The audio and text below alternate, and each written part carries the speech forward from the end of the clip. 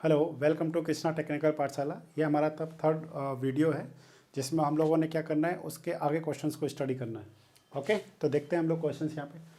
Question number 63 क्या कहता है, clay and silt content in A good brick earth must be at least. तो आपको पता है जो हमारे पास क्ले या सिलिका का जो परसेंटेज होता है वो 50 to 60% में होना चाहिए।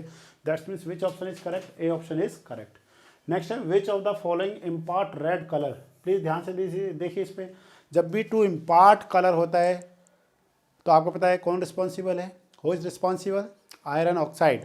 तो हम लोग देखते हैं यहाँ पे क्या आयरन ऑक्साइड है हमारे पास, तो C option is the iron oxide. Iron oxide is correct option this question.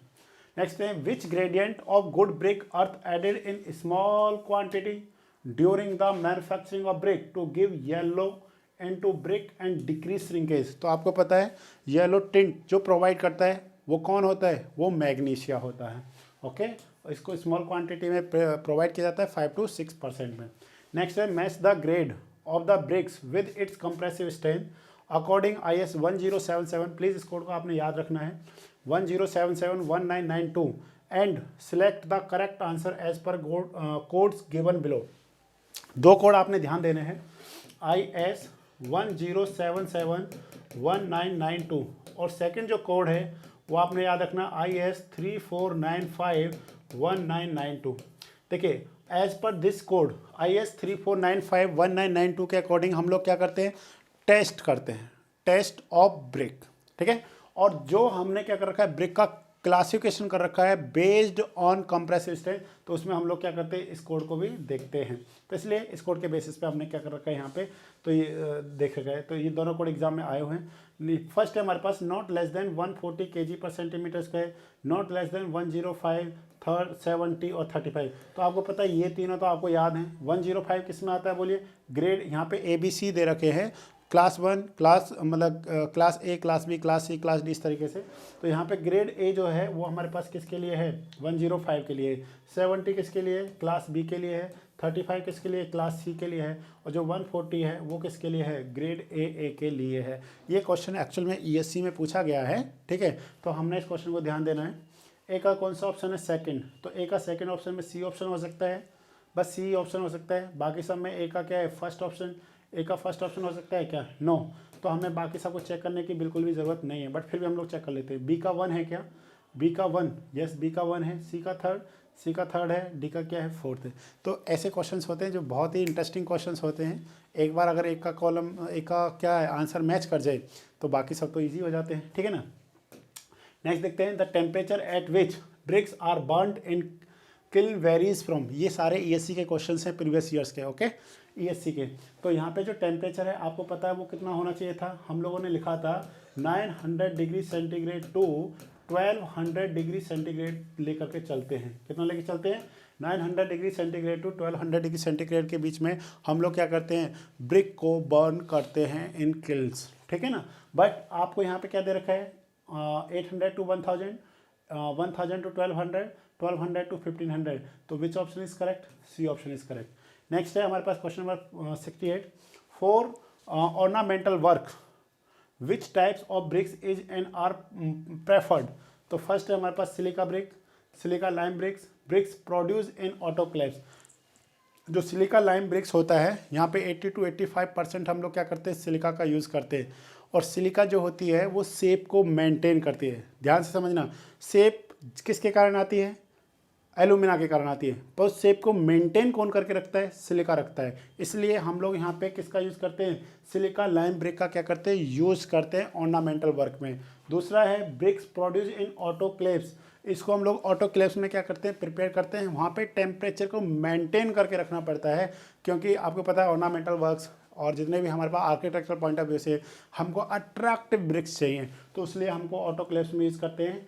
Silica brick no. Silica brick कौन सी ब्रिक थी? याद करो, वो रिफैक्टरी ब्रिक, एसिडिक ब्रिक थी। तो इसमें कौन सा ऑप्शन सही है? इसमें हमारे पास 2 and 3, इसमें कौन सा ऑप्शन है? बी ऑप्शन क्या है? करेक्ट है। नेक्स्ट है, which of the following is the nominal size of the standard modular brick. तो अब आपको याद हो गया होगा 20 सेंटीमीटर इंटू 10 सेंटीमीटर 10 सेंटीमीटर। ये क्वेश्चन किस में पूछा गया है? ये ESC में पूछा गया, इंजीनियरिंग सर्विस एग्जामिनेशन में पूछा गया, जिसको IES भी बोल रहे होते हैं हम लोग, इंडियन इंजीनियरिंग सर्विस। अब नहीं बोलते हैं, जनरली हम लोग इसको ESC बोलते हैं, जिसके थ्रू हम लोग IES ऑफिसर बनते हैं। ठीक है, तो ये हमारे पास है। नेक्स्ट है कंसीडर द फॉलोइंग स्टेटमेंट। तो ये क्वेश्चन क्या है? Soil containing more than 30% of calcium hydroxide is use for manufacture of the sand lime brick. Second है हमारे पास carbon brick is made from crushed coke bounded with tar. तो इसमें ये ऑप्शन जो है ये गलत स्टेटमेंट है, और जो सेकंड स्टेटमेंट है करेक्ट है। जो हमारे पास सैंड लाइम ब्रिक होता है वहाँ पे सैंड का जो परसेंटेज होता है वो बहुत ज़्यादा होता है, ठीक है ना।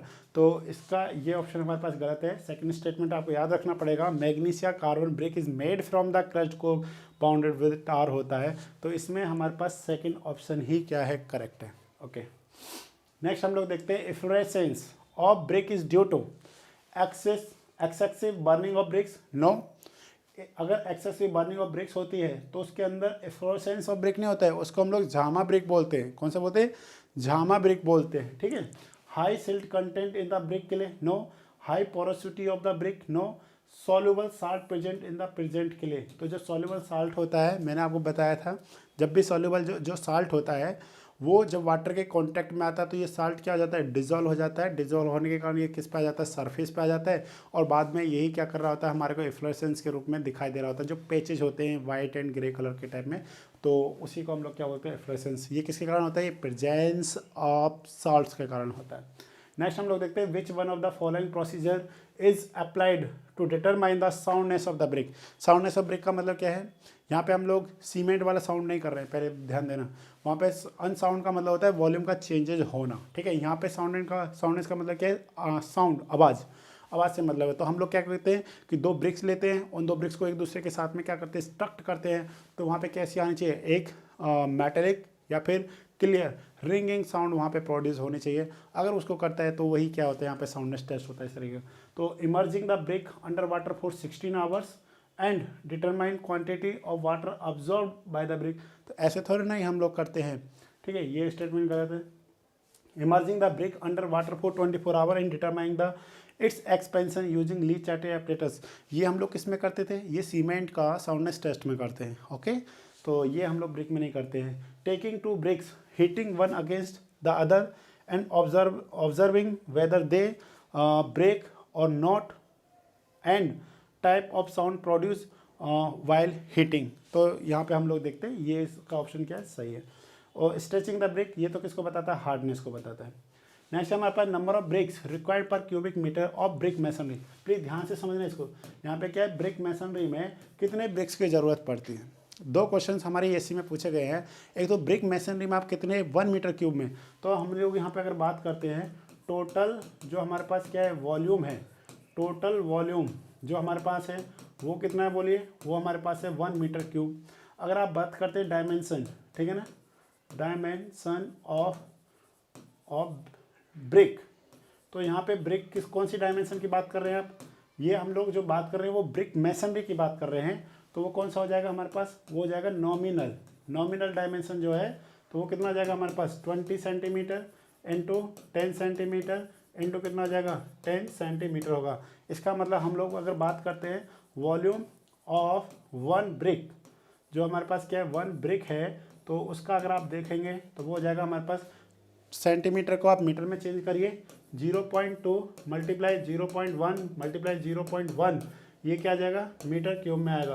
अगर आपको क्या पता करना है? नंबर ऑफ ब्रिक्स, तो number of bricks equal to, बोलिए किसके इक्वल होगा?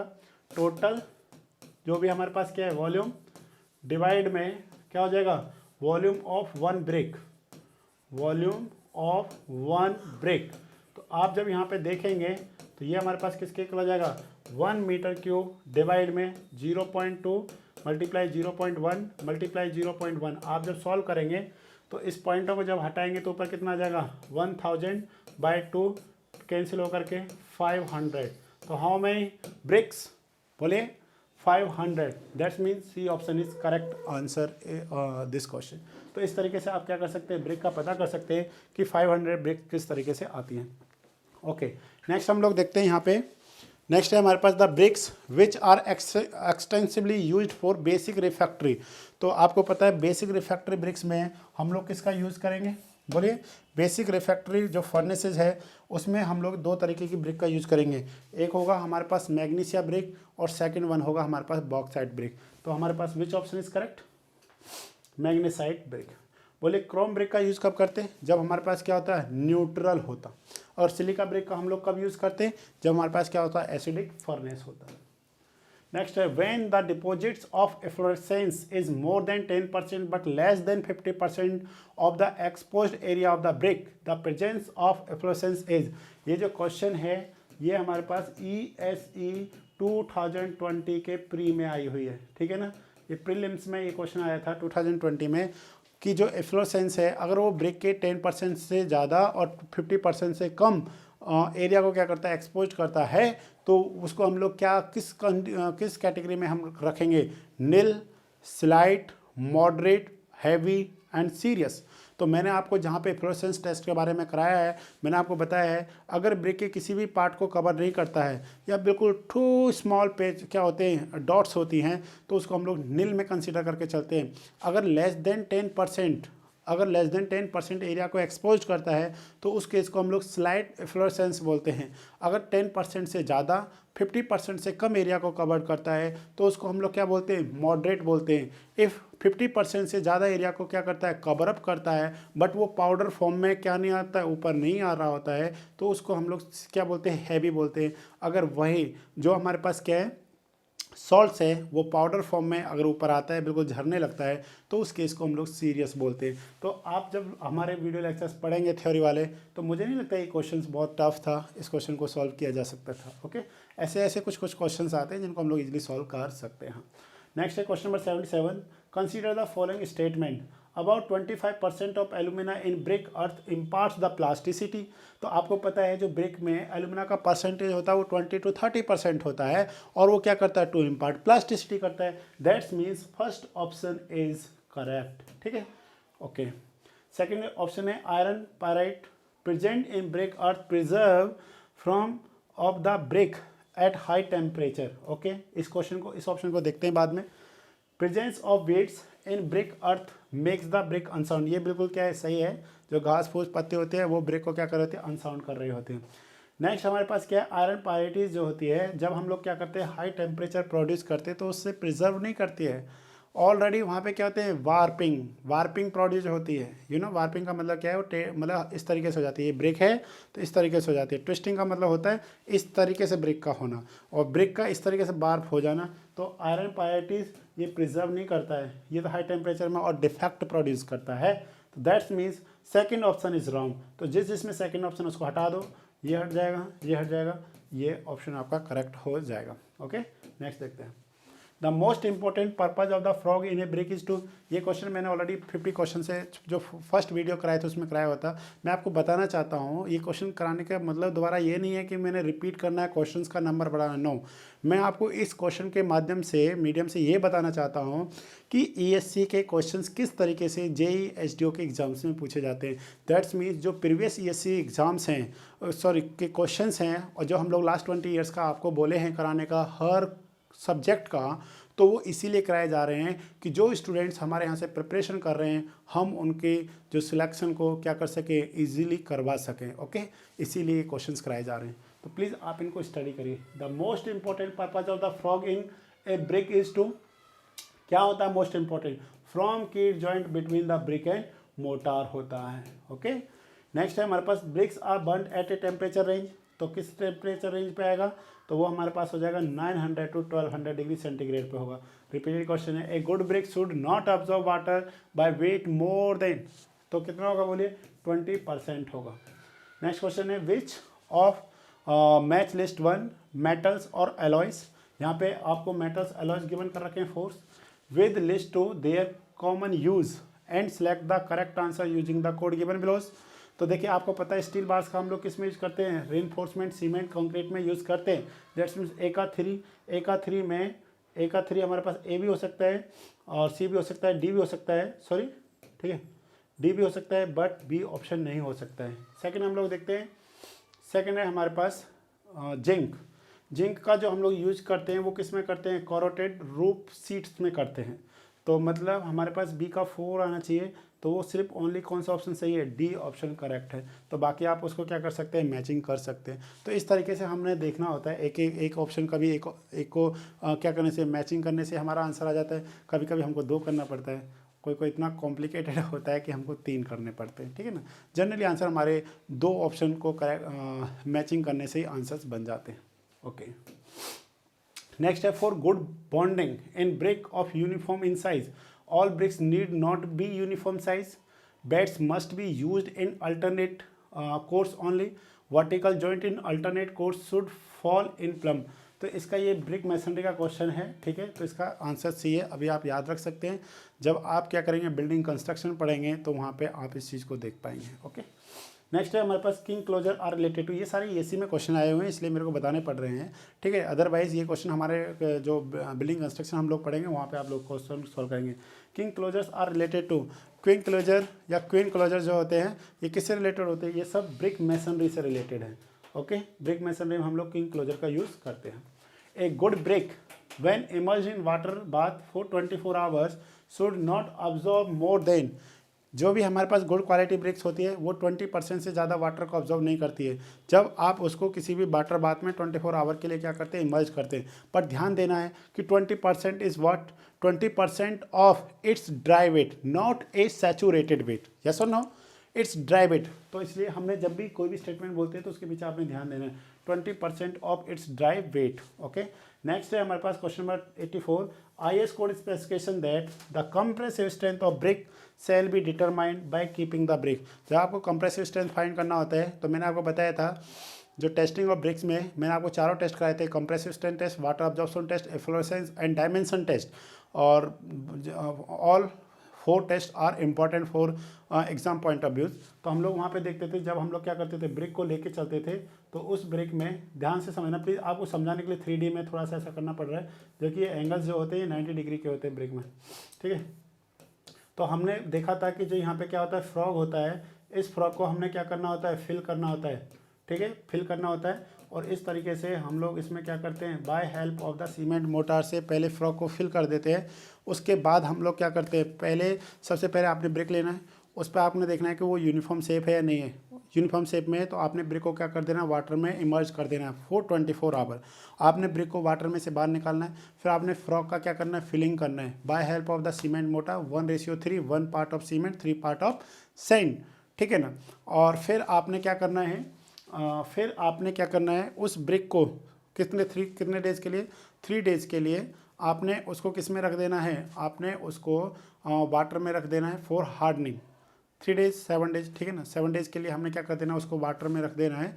फिर उसके बाद हम लोग क्या करेंगे, उस ब्रिक को निकालते हैं और ब्रिक को 2 प्लाई शीट्स के बीच में रखते हैं, CTM मशीन में रखते हैं। अब आपने ध्यान देना है, जो हमारा कोड है वो क्या कहता है कि ब्रिक का जो फ्रॉग फेस, जो फ्रॉग होना चाहिए वो टॉप फेस पे होना चाहिए। किस पे होना चाहिए, टॉप फेस, मतलब ऊपर की तरफ होना चाहिए। ऐसे नहीं है आप जो फ्रॉग है उसको नीचे रख दें, नहीं, फ्रॉग को आपने ऊपर रखना है इस तरीके से, इस साइड पे फ्रॉग होगा, ठीक है ना। फ्रॉग को इस तरीके से रखना है और उसको क्या करना है, उसका जो हमारे पास ऑन बेड होना चाहिए, एजेस पे नहीं होना चाहिए। बेड मतलब फ्रॉग कब होगा ऊपर, बताइए, आप खुद सोचिए, फ्रॉग कब ऊपर होगा, जब ऑन बेड होगा नीचे, ठीक है ना, इस तरीके से।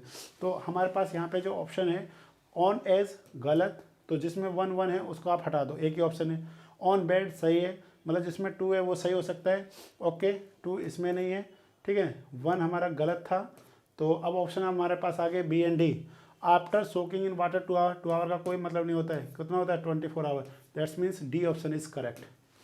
नेक्स्ट देखते हैं हम लोग मैच लिस्ट। अब यहाँ पे टेस्ट दे रखे हैं, absorption test, hardness test, soundness test and structure. Produce and select the correct answer using the course given below and listed. Absorption, hardness, soundness. देखिए हार्डनेस का मतलब क्या था कि जब आप क्या करते हैं, by help of finger nails क्या करते हैं, उस पर स्क्रैच करते हैं तो कोई भी इंप्रेशन नहीं आना चाहिए। क्या ऐसा है, a stretch is easily made on the brick surface with the help of finger nails. ये किसको बता रहा होगा, हार्डनेस को बता रहा होगा, मतलब B का 3।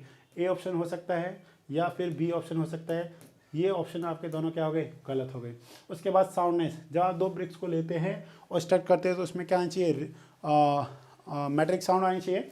2 bricks are taken, they can be stucked with each other without breaking, break नहीं करना चाहिए, क्या चाहिए वहाँ पे साउंड आनी चाहिए थी। तो इस केस में हम लोग क्या करेंगे, साउंडनेस मतलब सी का 2 आना चाहिए, सी का 2 इसमें है, सी का 2 इसमें भी, ओके इससे आंसर नहीं मिला।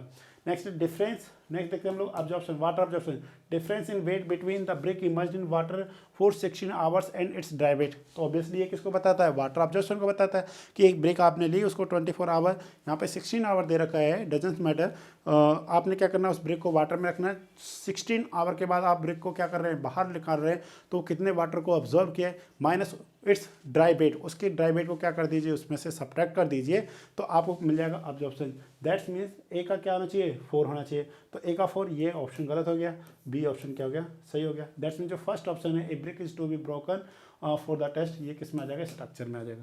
तो ESC में कुछ इस तरीके के क्वेश्चन बनते हैं। Refractive brick resist, refractive brick किसको रजिस्ट करता है, हाई टेम्परेचर को रजिस्ट करता है। When A first class brick is emerged in cold water for 24 hours it should not absorb water by weight more than 20%. Consider the following statement regarding refractory brick in furnaces. तो यहाँ पे the furnace is fired at temperature more than, okay, high temperature के लिए ही तो क्या किया जाता है, रिफ्रैक्टरी ब्रिक या फायर क्ले ब्रिक को क्या किया जाता है, मेड किया जाता है, प्रिपेयर किया जाता है, okay. Silica content in soil less than 40%, okay. इसको अभी हम लोग देखते हैं। Water absorption of brick should not exceed 10%। Chrome brick are known as the basic brick, तो that means fourth option is wrong. Chrome brick is a example of neutral brick, तो जिसमें 4 option है उसको हटा दो, डी हटा दो और बी हटा दो। अब हमारे पास है silica content in the soil should be less than 40%। देखिए अगर एसिडिक ब्रिक होती, एसिडिक ब्रिक में परसेंटेज जो होता है उसमें क्या होता है, सिलिका ब्रिक और फायर ब्रिक होते हैं। सिलिका ब्रिक में तो परसेंटेज क्या होता है, 90 to 95 तक होता है, किसका, सिलिका का। दैट्स मीन्स ये बेसिक की बात कर रहा है, ये सिलिका ब्रिक की बात नहीं कर रहा है। और water absorption of brick should not exceed, हम लोगों ने देखा था कि 15% से ज़्यादा वाटर को ऑब्जर्व नहीं करना चाहिए। तो दैट्स मीन्स यहाँ पे ए एंड बी की पॉसिबिलिटीज़ क्या है, ज़्यादा है, तो इसलिए ए ऑप्शन इस क्वेश्चन का क्या है, करेक्ट है। नेक्स्ट देख रहे हैं, for high class brick masonry which are proper breaking. देखिए जो हाई क्लास ब्रिक होता है रिफ्रैक्टरी ब्रिक में हम लोग इसको यूज़ नहीं करते हैं। बुल नॉइज ब्रिक, ये क्या ये जामा ब्रिक है, ओके, और ये मॉडुलर ब्रिक, तो इसका आंसर आएगा मॉडुलर ब्रिक। जो हाई क्लास ब्रिक मैसनरी में हम लोग किसका यूज़ करते हैं, जनरली मॉडुलर ब्रिक का यूज़ करते हैं। In order to achieve a safe compressive strength of 20 kg per centimeter square in a brick masonry, what should be the suitable range of crushing strength of brick? अगर आपको क्या करना है, suitable range of crushing strength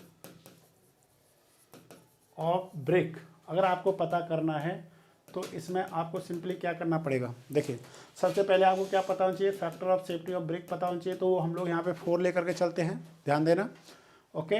और जो हमारे पास यहाँ पे सेफ कंप्रेसिव स्ट्रेंथ कितना दे रखा है हमारे को, सेफ जो कंप्रेसिव स्ट्रेंथ है हमारे पास, स्ट्रेंथ जो है वो हमारे को गिवन कर रखा है यहाँ पे 20 kg पर सेंटीमीटर स्क्वायर। कितना है हमारे पास, बोलिए 20 kg सेंटीमीटर स्क्वायर। तो आपको इसको फाइंड करना है, किसको, suitable range of the crushing strength of the brick. तो हम लोग यहाँ पे क्या करेंगे, factor of safety multiply safe compressive strength.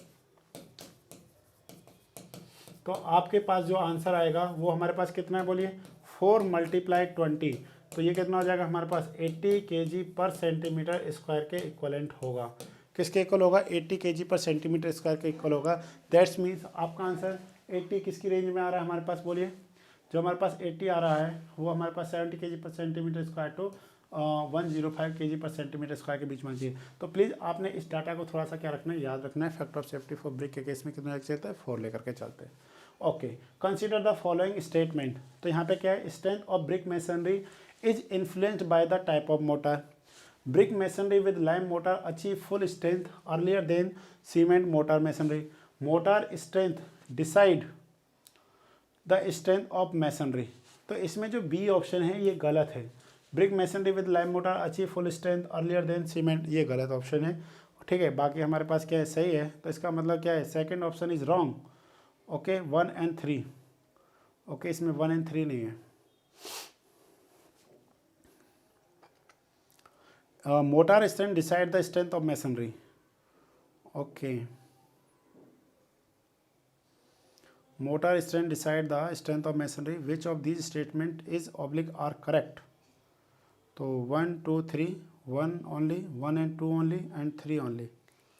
Strength of brick masonry is influenced by the type of mortar. तो इसमें जो है हमारे पास फर्स्ट ऑप्शन क्या है, करेक्ट है। इसमें कौन सा ऑप्शन करेक्ट है, फर्स्ट ऑप्शन करेक्ट है। ओके, इसका मैं आपको नेक्स्ट वीडियो में बताऊंगा कि वह इसका क्या रीजन आ रहा है। ठीक है, मोर स्ट्रेंथ डिसाइड मोटा strength decided by the strength of masonry, क्योंकि मोटा स्ट्रेंथ ऑफ मैसनरी से हम लोग डिसाइड नहीं कर सकते, स्ट्रेंथ ऑफ मैसनरी को हम लोग मोटार की हेल्प से क्या करते हैं, डिसाइड करते हैं। ओके, इस तरीके से समझ सकते हैं। नेक्स्ट है in order to achieve same compressive strength, ये तो क्वेश्चन सेम रिपीट किया है। ओके, तो नेक्स्ट देखते हैं हम लोग। The average compressive strength of a burnt clay brick is less than 12.5 Newton per mm square. The allowable rating of efflorescence is, तो इसका आंसर आएगा हमारे पास मॉडरेट। ठीक है, 12% से ज़्यादा और 50% से कम, उस केस में अगर रेटिंग आता है तो वो हमारे पास मॉडरेट एफ्लोरेसेंस के केस में आता है। नेक्स्ट है हमारे पास consider the following stage in the manufacturing of brick. तो आपको पता होना चाहिए मैन्युफैक्चरिंग ऑफ ब्रिक में मैंने आपको बताया था कि क्या होता है, preparation of clay, moulding, drawing and क्या होता है, बर्निंग होता है। बट ये हॉरिजेंटल है। जो हॉरिजेंटल प्रिपरेशन ऑफ क्ले में फर्स्ट क्या था, अनसोलिंग, सेकंड क्या था, डिगिंग, थर्ड क्या था, क्लीनिंग, फोर्थ क्या था, वेदरिंग, नेक्स्ट क्या था, ब्लेंडिंग, देन क्या था, टेम्परिंग। तो हमारे पास यहाँ पे क्या है, मोल्डिंग, टेम्परिंग और वेदरिंग। तो पहले क्या आएगा, वेदरिंग होगा, उसके बाद क्या होगा, टेम्परिंग होगा, देन क्या होगा, मोल्डिंग होगा। 1 3 2, that's mean C option is correct. Next है हमारे पास consider the following statement, bricks are soaked in water before use in the masonry work. जो हम ब्रिक है उसको हम लोग जब भी क्या करते हैं, कंस्ट्रक्शन करते हैं तो पहले ब्रिक को वाटर में क्या कर देते हैं, इमर्ज कर देते हैं। तो उसका मेन मोटो क्या है, to remove dust, to remove air voids, so that do not absorb water from cement mortar. तो which option is correct, C option जो थर्ड है वही बिल्कुल क्या सही है। हम लोग जो वाटर को क्या करते हैं, ब्रिक को इसलिए नहीं करते हैं कि उस पर डस्ट है तो वो हट जाए, नो, या जो एयर वर्ड्स को फिल करने के लिए हम लोग नहीं करते। हम लोग चाहते हैं कि जो वाटर हमने सीमेंट मोटार में यूज़ किया हुआ है वो वाटर ब्रिक क्या नहीं करे, सोखे नहीं, मतलब उसको अब्जॉर्ब नहीं करे, अदरवाइज वहाँ पे आपको प्रॉपर स्ट्रेंथ नहीं मिल पाएगी। दैट्स वाई ये ऑप्शन हमारे पास क्या है।